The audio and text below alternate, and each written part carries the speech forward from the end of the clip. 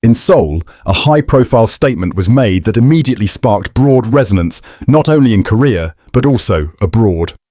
The Minister of Unification of the Republic of Korea, Chung Dong-young, announced that, according to intelligence data, North Korea possesses stockpiles of highly enriched uranium amounting to up to 2,000 kilograms, and this information raises serious concerns within the international community.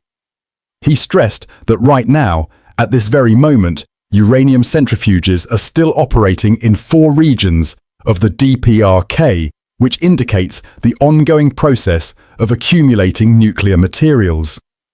In the minister's view, the situation requires urgent action.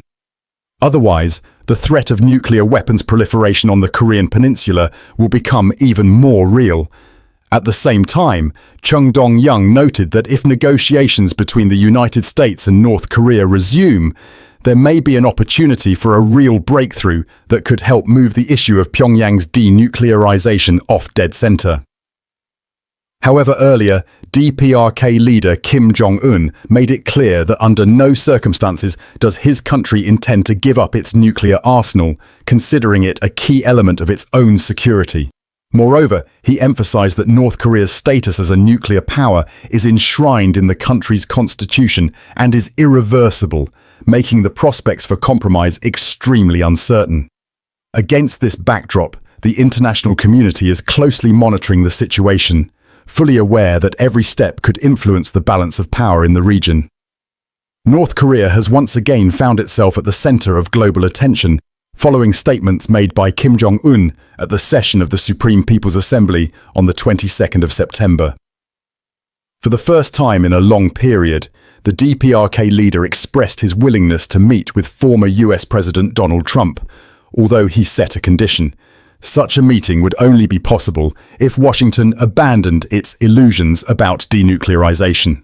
Moreover, the North Korean leader emphasized that he personally retains good memories of Trump, giving his words a particular shade of openness.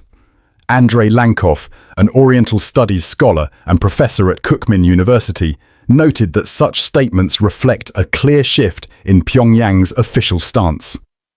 While earlier representatives of the DPRK, including the leader's sister Kim Yo-jong, categorically asserted that they had nothing to discuss with Washington, now the rhetoric has become the complete opposite.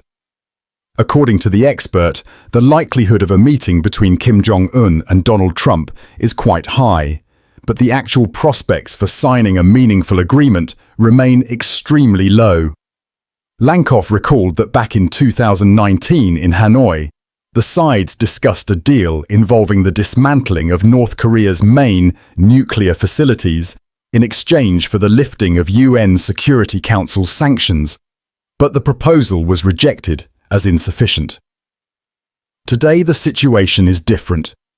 Pyongyang's international standing has improved, which means it will either demand greater concessions from the US, or conversely, offer less than before. Thus, although the probability of dialogue is increasing, the outcome of possible negotiations may be limited to symbolic gestures and photographs without real progress on the nuclear issue.